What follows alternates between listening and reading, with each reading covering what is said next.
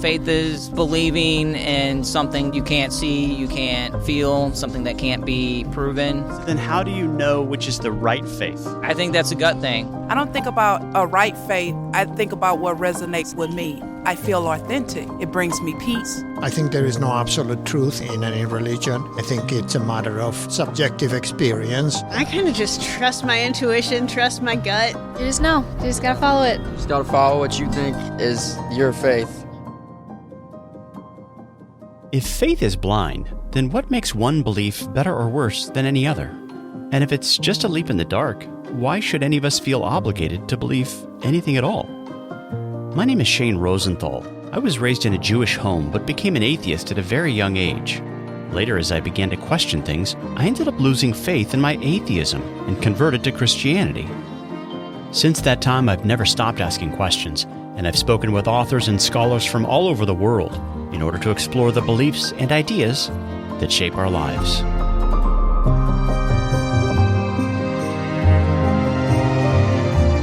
Over the years, one thing I've concluded is this: we're all believers. But because there are so many conflicting ideas and worldviews out there, we just can't all be right. So how do we find the truth? On this podcast, we'll start by asking questions. I'm really just trying to figure out what I believe right now.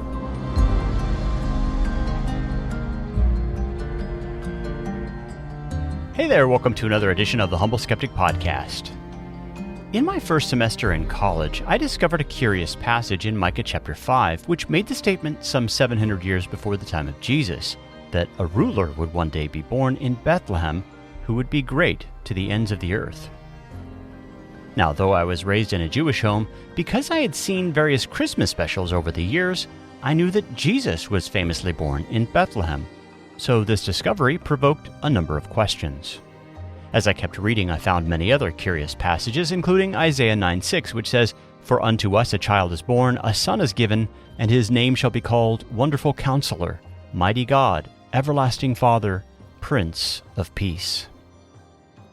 After discussing these and other passages with family members, I was encouraged to talk with rabbis, which I eventually did. In the end, however, it seemed in those conversations that the very clear implications of the passages I had discovered were simply being explained away. And as I kept reading, I discovered many other passages from both the Old Testament and the New that convinced me that Jesus was Israel's promised Messiah. That was 40 years ago this year. Now, as a relatively uninformed Jewish kid, I always sort of assumed that the word Christ was simply Jesus' last name. But as I quickly discovered, in reality it was a translation of the Greek word Christos and the Hebrew word Mashiach, both of which were used to describe various prophecies of a coming ruler who would reign on David's throne forever.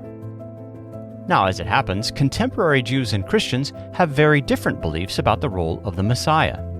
Listen, for example, to these comments from national radio personality Dennis Prager. There's a different role that the Messiah plays in Christian theology than Jewish theology. The dividing line between Judaism and Christianity theologically is not with regard to whether Jesus was the Messiah, it's whether Jesus was God. Jews don't disqualify people on the basis of their belief on who's the Messiah. The issue is the Trinity and Jesus' being regarded as God or Son of God. The Jewish Messiah is not a savior. It's just a figure that God will send, and it's really debated in Jewish life. What will happen? Will that usher in the afterlife? Will it usher in just a wonderful world here? We don't have as worked out as Christians do the issue of what the Messiah is or will be or who it will be. I went to yeshiva, which is Orthodox Jewish school, very intense, till I was 18 and continued after 18 even. And you will be stunned to know, I would say that in all, 12 years, the Messiah was probably not discussed for more than 10 minutes. And it is a wow that is very appropriate for you to make, because the messianic issue plays a much greater role in Christian life than in Jewish life. Jewish life is devoted religious Jewish life to pretty much the question that I asked earlier, what does God want me to do? If you really love God, it says in Deuteronomy, you will observe his commandments. That's it. It sounds prosaic even.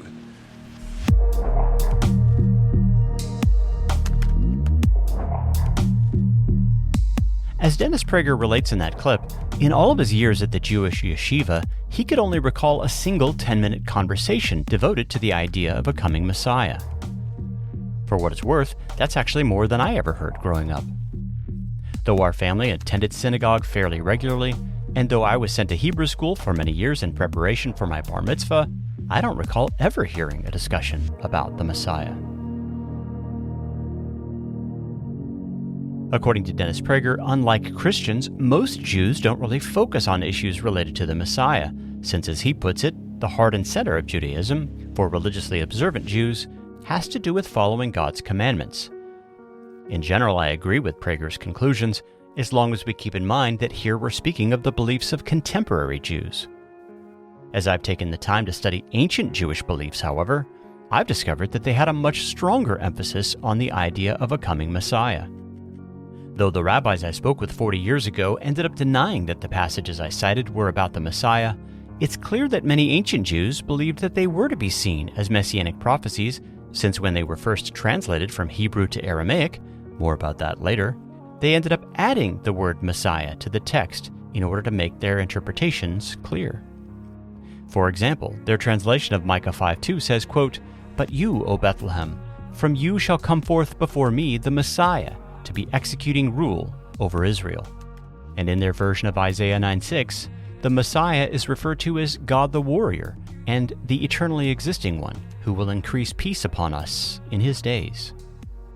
It's clear from the way these passages were translated that at least some ancient Jews believed not only in the idea of a coming Messiah, but more specifically that Israel's Messiah would also be divine. Now, during one of my conversations with a rabbi 40 years ago, I recall being told that the Jewish people had been clear from the very beginning that Jesus wasn't the Messiah.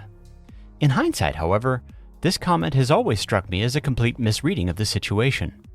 While it's certainly true that some Jews denied Jesus' messianic claims, it's clear from the historical record that thousands upon thousands of Jews in the first century did believe that Jesus was the promised Messiah, which is why he's called Christ nearly 500 times throughout the pages of the New Testament. Sometimes it's easy to forget that the New Testament is a collection of ancient Jewish texts. These Jewish writers never claimed to be the inventors of a brand new religion, but simply argued that Jesus was the fulfillment of all the promises made in the law and the prophets about the coming Messiah. In my experience, the deep Jewish roots of Christianity often go unnoticed, and sometimes this is related to the way these texts have been translated and interpreted over the centuries. A good example of this relates to the prologue of John's Gospel. Though the author was clearly Jewish, the opening lines of his Gospel have frequently been interpreted as a kind of apologetic to Greeks. The first sentence of his Gospel goes like this: "In the beginning was the Word, and the Word was with God, and the Word was God." Because John makes use there of the Greek word logos, many Christian thinkers and commentators have argued that he crafted an opening that was designed to appeal to those indebted to Greek philosophy, in which it was common to speak of the rational principle behind the universe as the logos. Here's an example of this from a recent episode of John Dixon's Undeceptions podcast. All things act according to an organizing principle inherent in them, which Aristotle called, you guessed it, logos. Nature operates according to the principles of rational genius, and the genius behind it all is the mind of God. And this is why John's Gospel is so happy to employ the Greek philosophical word logos. John says, "In the beginning was the Logos, and the Logos was with God, and the Logos was God." And then he shocks us with the words, "The Logos became flesh and dwelt among us." In other words, Jesus is the rational principle behind creation.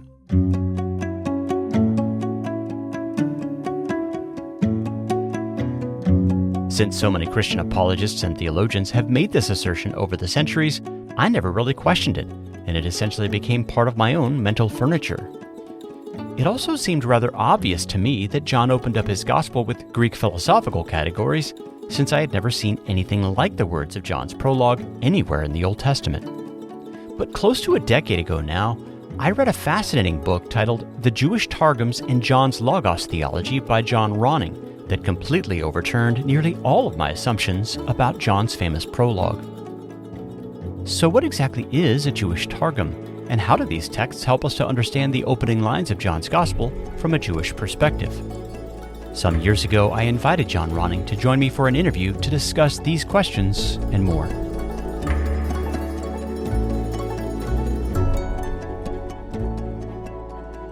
Targum is it's both an Aramaic and a Hebrew word. It just means translation.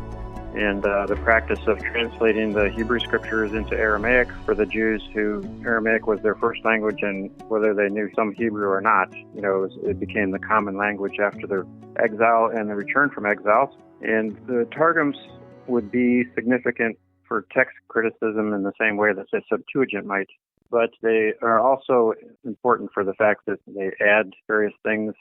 My particular interest was in the concept of the divine word that's in the Targums. That's how I got into it. Can you unpack that a little bit? What do you find in the Targums about the divine logos, or the word, that's similar to the Gospel of John? Yeah, the standard Aramaic translation of the Hebrew word for word is actually a Persian loan word. That's not the kind of word that we're talking about. We're talking about two other Aramaic words. The most common one was memra, and the other is debura.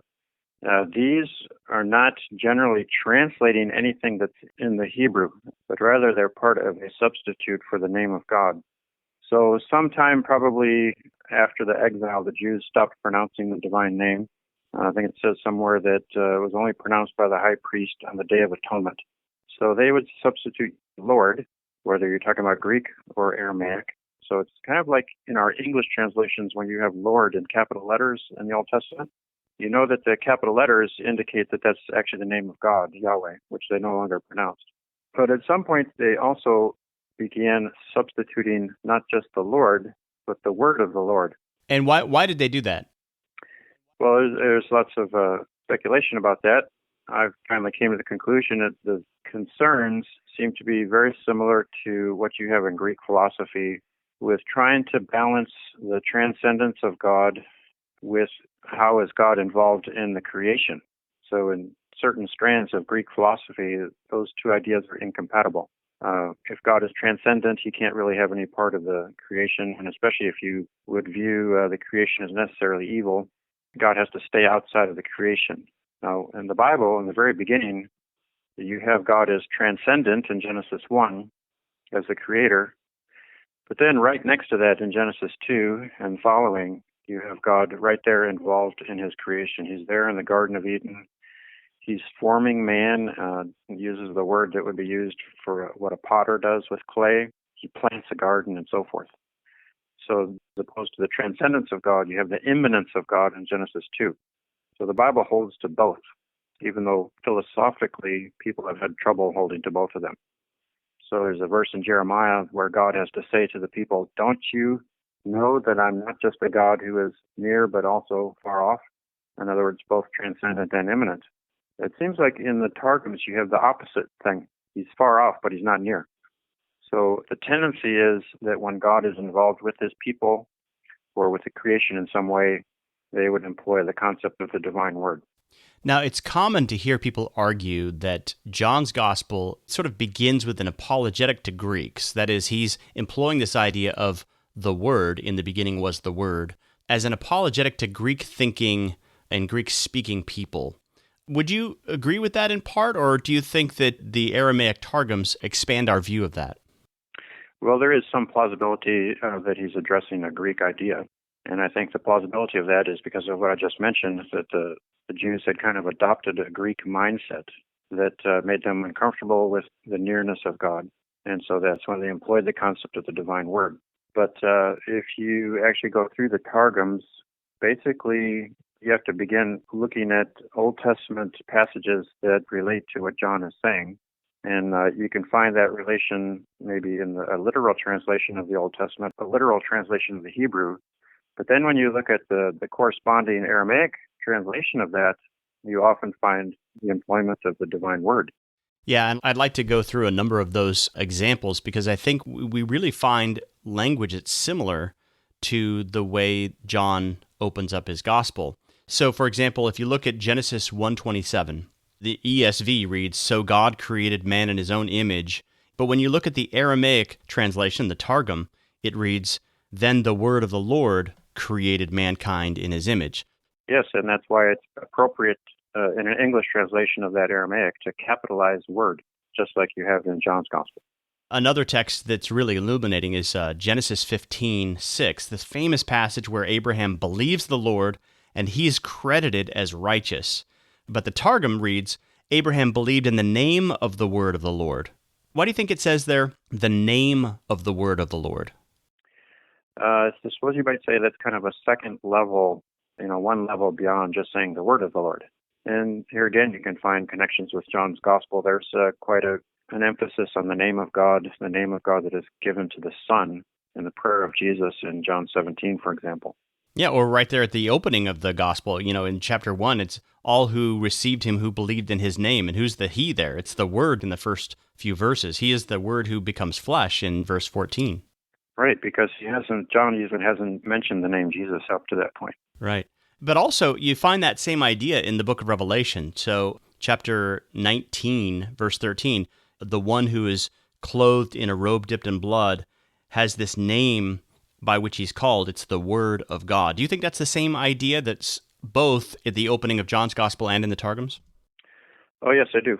People have pointed out that calling Jesus the Word is something that binds the Johannine literature together. John's Gospel, obviously, 1 John, he starts by identifying Jesus as the Word. And then Revelation 19, where Jesus is the warrior. It's very common in the Targums to use the concept of the divine word when the Lord is engaging in warfare. So are you suggesting that the Aramaic-speaking Jews who wrote and spoke in this way about the Word believe the same things that Christians do, namely that the Word is a different entity from God or the second person of the Trinity? No, I don't. You will find occasionally people saying that today. In fact, there's a Jewish scholar named Daniel Boyarin who argues that. He says that Jewish binitarianism is very common in those days, but I don't see any proof or evidence that they held to two persons in the Godhead. Although it's possible that Christian use of that terminology might have led the Jews to back off from using it. You don't really find it in rabbinic discussions at all.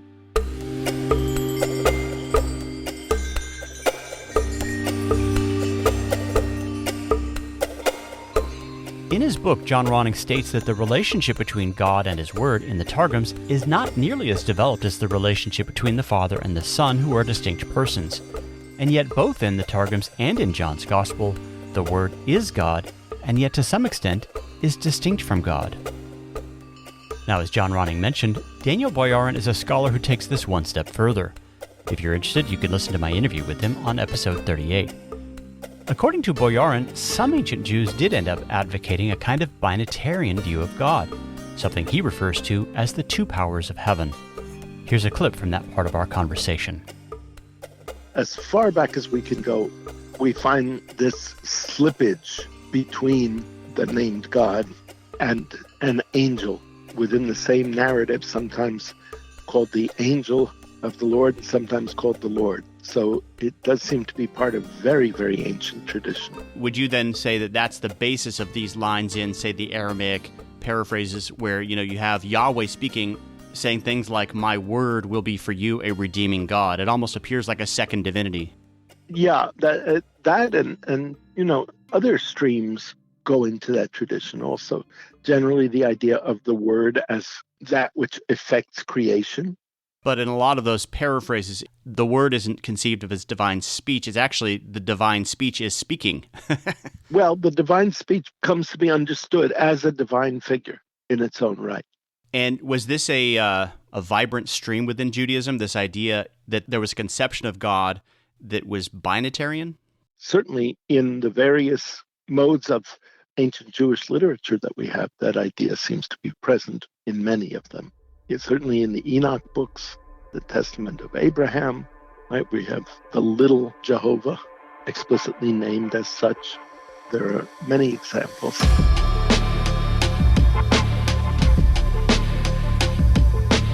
This approach could help explain why the Jewish writer Philo described the angel of Yahweh, which he also called the Word, as a kind of second God. I mentioned this fact a couple of episodes ago, and I'll leave a link in the show notes if you want to read Philo's quote in its larger context. In Boyarin's understanding, it was only after the rise of Christianity that the two powers view was relegated as a heresy in Jewish circles. Now, the way John Ronning sees it, though the Targums themselves don't end up presenting two different persons in the Godhead, in his prologue, John, the author of the fourth Gospel, adapts and transforms the Aramaic understanding of the Word as he applies it to Jesus. So do you think that John, in the way he crafts the opening of the Gospel, sort of makes use of this Aramaic way of thinking about God in ways that becomes a fuller Christian revelation about God's nature? Yes, I think he's taken the Targum concept and adapted it.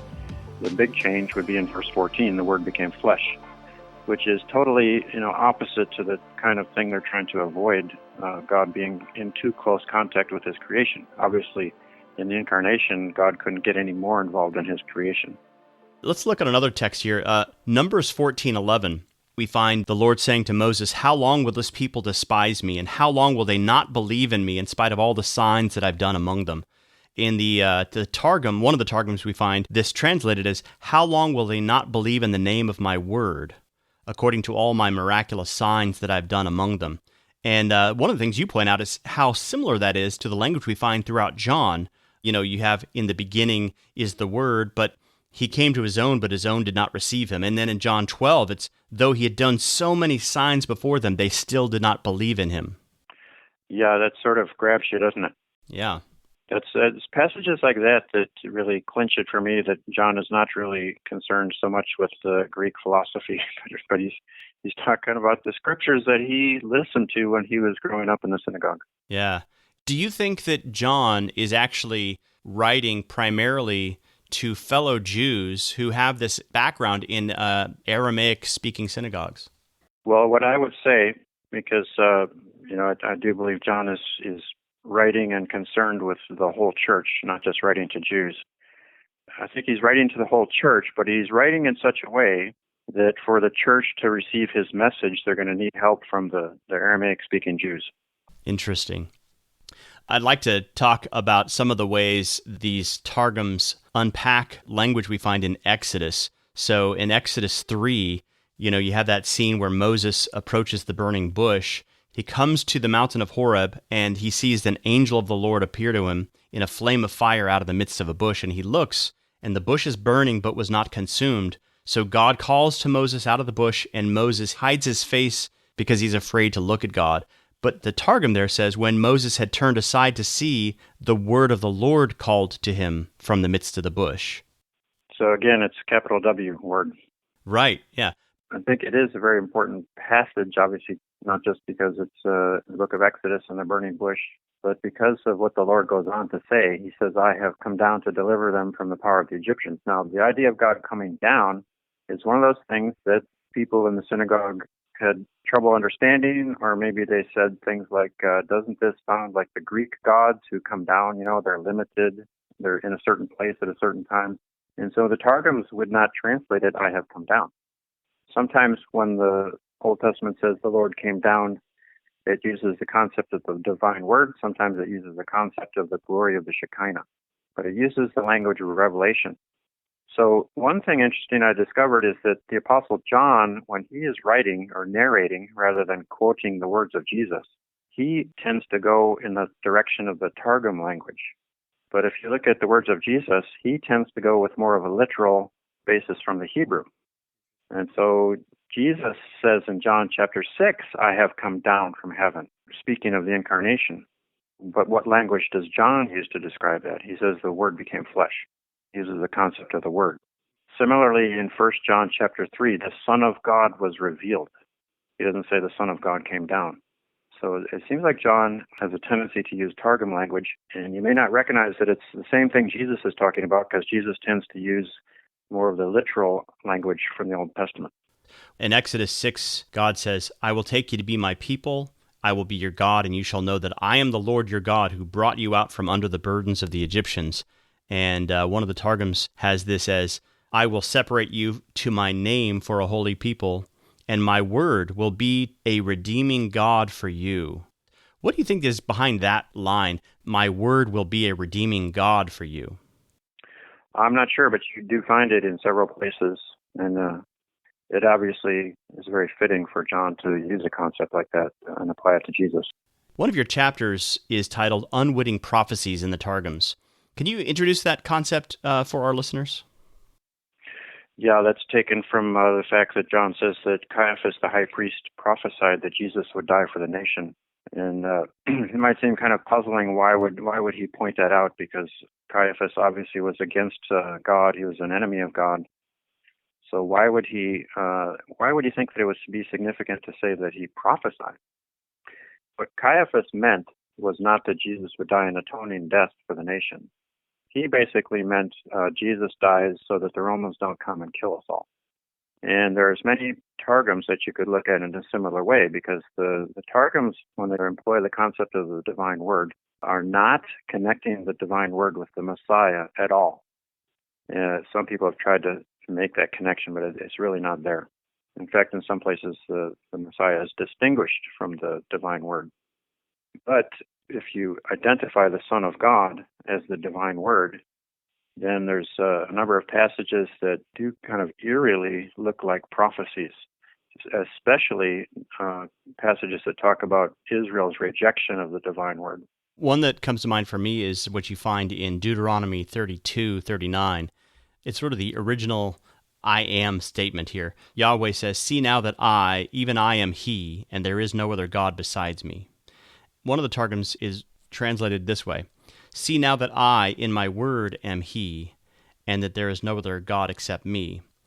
Now, another Targum, a different translation of the same verse, says, when the word of the Lord will be revealed to deliver his people, he will say to the nations, see now that I am he, who is and who was, and I am he who will be, and there is no other God except me. There are so many parallels there to, the beginning of John's gospel, but also the language we find in Revelation, where John says to the seven churches, grace and peace to you from he who is and who was and who is to come. Now, the first one that you mentioned, see now that I, in my word, am he. That goes back to what I mentioned earlier about John using the Targum language, but Jesus using the language of the Hebrew. Throughout the gospel, Jesus says, I am he. And in many of those cases, it's a reverberation of the Old Testament divine I am he, including Deuteronomy 32:39. And that one goes on to say, I am he who puts to death the living in this world and who brings to life the dead in the world to come. So that would certainly fit with Jesus saying, I am he, the resurrection and the life. And then the second one you mentioned is, it has quite a preface there. It's when the word of the Lord shall be revealed to redeem his people, he will say to all the nations. That obviously is not translating anything in the Hebrew. Right. So there's some interpretation going on there. And if you ask the question, what are they referring to when they say, when the word of the Lord shall be revealed to redeem his people? I point to a passage in Isaiah where the Lord promises to come down again, and it's using pretty much the Exodus type language. And I believe that's exactly what John is showing us that Jesus is doing in his gospel, except, again, the Jews in the Targums did not use that concept of God coming down, literally. So if we were going to try to translate that back into Hebrew-type language, when the word of the Lord shall be revealed to redeem his people, basically means when the Lord comes down from heaven again to save us in a new Exodus. And the revelation of God's name was part of the first Exodus. We see that at the burning bush, Exodus 3:14. But you have it again in Exodus 34. And again, he comes down on Mount Sinai and passes before Moses, proclaiming the divine name. I'd like to read that passage. Exodus 34:6-7. The Lord passed before Moses and proclaimed, the Lord, a God merciful and gracious, slow to anger and abounding in steadfast love and faithfulness, keeping steadfast love for thousands, forgiving iniquity and transgression and sin. And the Aramaic version of that is Moses calls on the name of the word of the Lord, who is merciful and gracious, abundantly doing kindness and truth. So when you hear it translated that way, that really connects with John 1:14-15. The word becomes flesh and dwells among us, and we've seen his glory, the glory of the one and only who came from the Father, full of grace and truth. Right. So I think John is saying, we disciples that were with Jesus for 3 years, it was like Moses being on Mount Sinai for 3 years. The Lord passing before him, manifesting himself as full of grace and truth. I'm very persuaded that full of grace and truth in John 1:14 is the same as abounding in kindness and truth in Exodus 34:6. And that's the problem when you're dealing with the New Testament and the Old Testament. Sometimes the translation in the New Testament obscures what it's connected to in the Old Testament. Another text that is really provocative is Genesis 17:1, when the Lord appeared to Abram and said to him, I am God Almighty, walk before me and be blameless. One of the Targums of that passage says, when the word of the Lord was revealed to Abram, he said to him, I am he, the God of the heavens, worship before me in truth. You know, there's a few Johannine themes there. You know, you have the word of the Lord who is revealed, but also it's worship in truth. So you have John 1 and John 4, you know, worshiping in spirit and truth. But who is it we're worshiping? We're worshiping the word. Right. And you also have John 8:58, before Abraham existed, I am he. Right. In other words, I am the God of Abraham. Yeah. So you can see they got the message. That's why they picked up stones to stone him. My question is, do Christians actually get the message? Because in my own Christian life and experience and education, Christians tend to see Jesus maybe making a few cameo appearances in the Old Testament, but basically after the world was created through him, he went to the dugout or something while the Father did everything. But I think John is trying to tell us, no, that's the Son of God at work in the Old Testament. That's more or less the default interpretation that we should have. Yeah, and that really becomes clear when you see the language throughout the prophecy of Isaiah. You know, you have a chapter dedicated to the I am sayings, particularly throughout Isaiah's prophecy. But wow, there are a lot of parallels between this language we find in Isaiah and specific words that we find in John.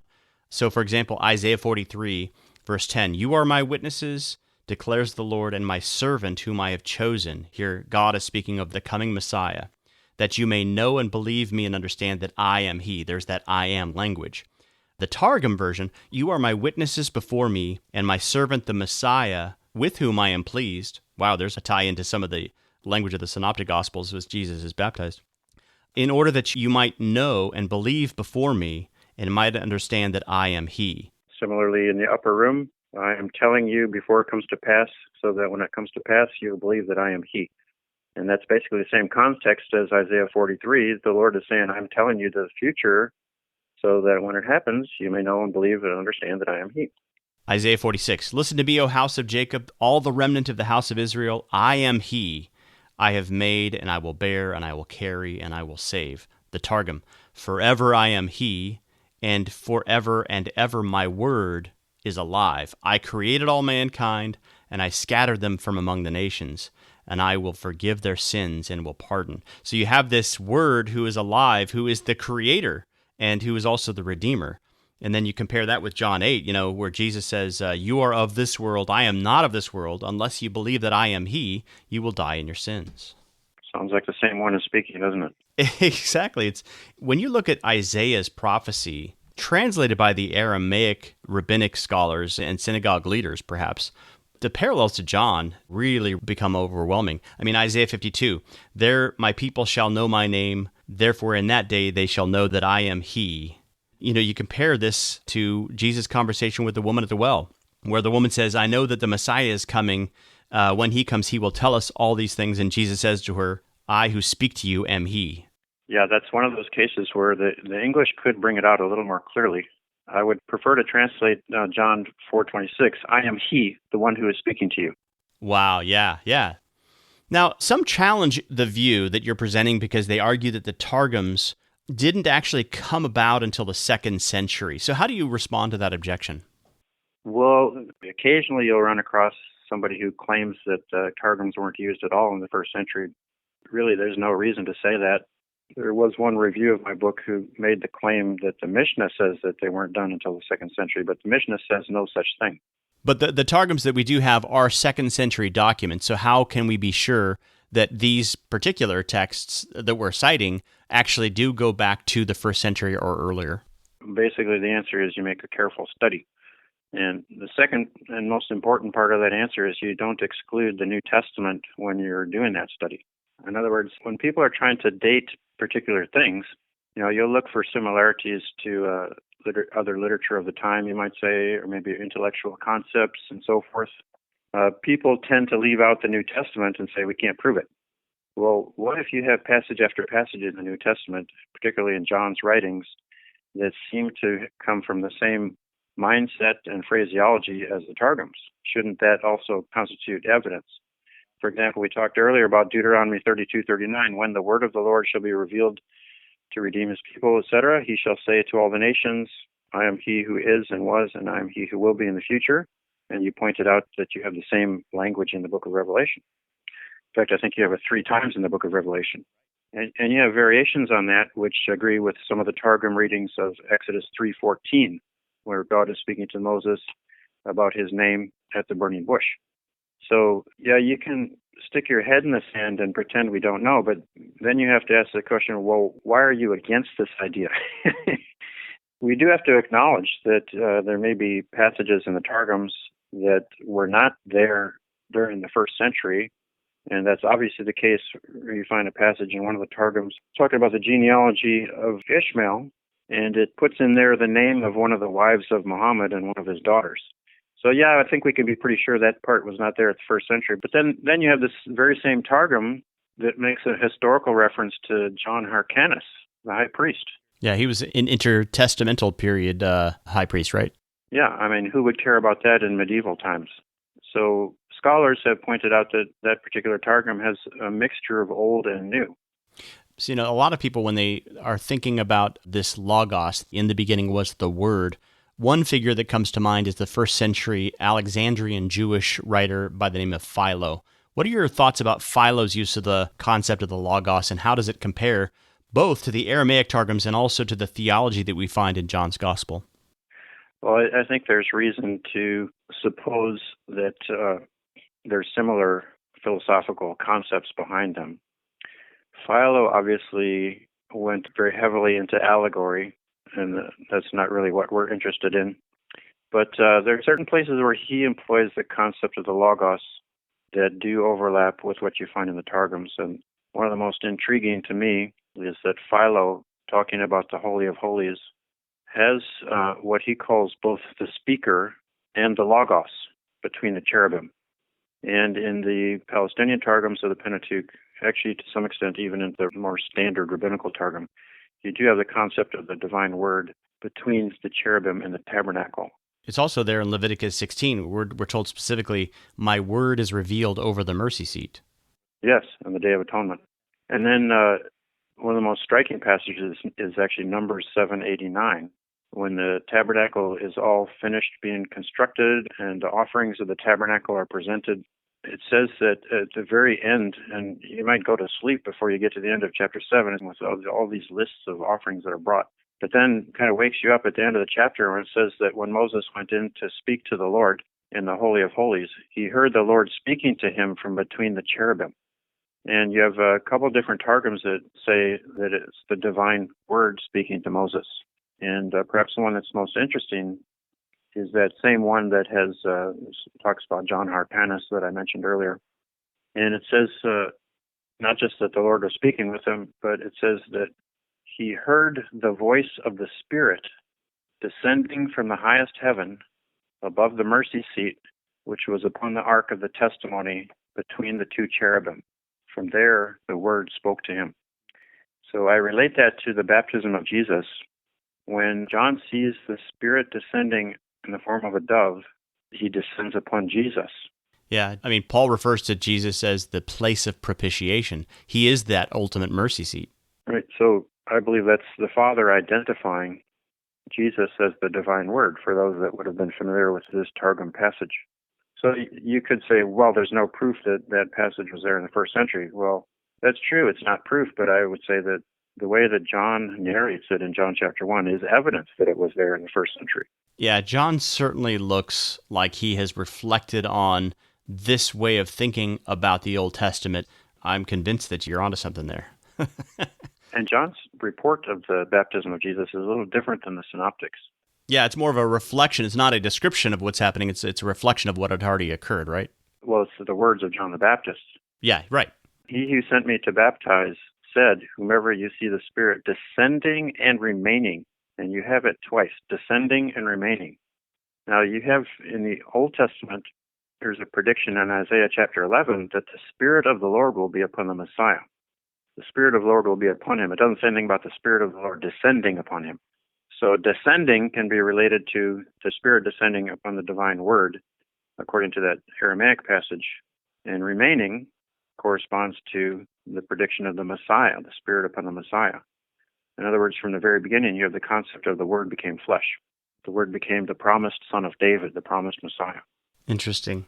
Well, before we wrap this up, I want to go through just a few more of these Aramaic expansions. So, verse 32 and 33 of Deuteronomy 1, you did not believe the Lord your God who went before you to seek out a place to pitch your tents. And in the paraphrase, you did not believe in the name of the word of the Lord your God, who leads before you in the way to establish for you a place for your dwelling. I mean, think about the parallels there to John 14, where he says, in my Father's house are many rooms, and if it were not so, would I have told you that I go to prepare a place for you?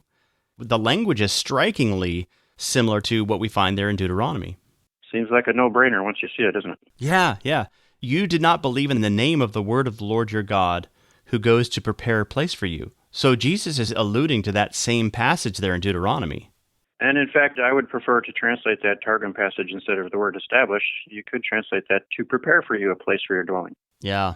And also, if you go back to another passage that talks about the Lord going before them when they initially left Mount Sinai in Numbers chapter 10, the word of the Lord going before them. And Moses says, rise up, O word of the Lord, that your enemies be scattered. We get an idea of what it means to prepare a place for us. He's not talking about carpentry work up in heaven.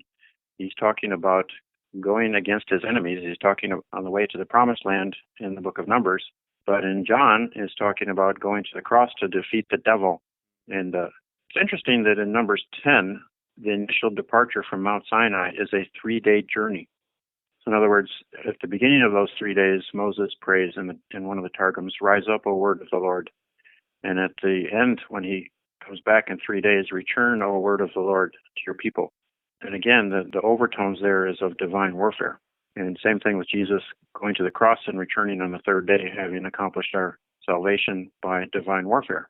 So the preparation of the place for us took place in those 3 days. It's not something that's taking place now.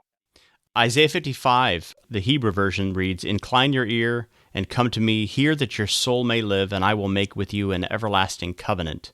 The Aramaic Targum, incline your ear and receive my word. Wow, just think about how that relates to what Jesus says in John 5. You search the scriptures because you think that in them you have eternal life, and it is they that bear witness about me. Jesus here is saying the entire Old Testament is about me. He's just not a character that plops in here and there. And that's kind of what you have there. It's, incline your ear and come to me, and the Targum is saying it's my word that you need to receive. Yes, and John uses that language again. John 1:12 talks about those who received him, those who did not receive him. And he also talks about, if you believe Moses, you would believe me, because he wrote about me. But again, the English translation tends to obscure. If you follow the word order of the Greek, Jesus is saying, it was about me that he wrote. And not just one or two prophecies, but, we talked earlier, full of grace and truth. Moses described me before my incarnation as full of grace and truth. It was about me that he was writing.